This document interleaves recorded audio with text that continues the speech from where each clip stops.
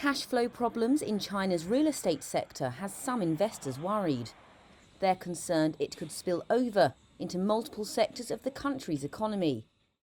Country Garden was China's largest property developer before this year, but it's now enduring a debt crisis, while one of China's top asset managers with major real estate exposure is also struggling.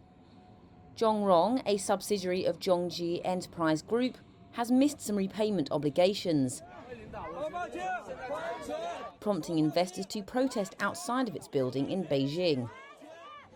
The state of these firms has fueled worries the country's real estate woes may affect its $57 trillion financial industry. It has also highlighted the potential of outsized exposure of China's $3 trillion shadow banking sector to the property sector. Gary is a senior economist at Natixis. As long as the problem in the cash flow of developers are not solved, it's possible to see more credit events like this here and there across the shadow banking sector.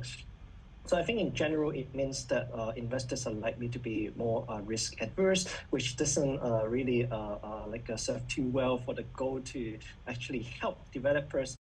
Since the sector's debt crisis unfolded in mid-2021, companies accounting for 40% of Chinese home sales have defaulted. Most of them were private property developers. It has led to many unfinished homes, unpaid suppliers and creditors. Those creditors are not only financial institutions, but also ordinary people who bought wealth management products linked to trust financing. There is very little liquidity left in both the equity and debt markets as investors and creditors now avoid the sector. With home sales already very weak, the debt crisis could delay the prospect of a recovery of both the property market and the broader Chinese economy.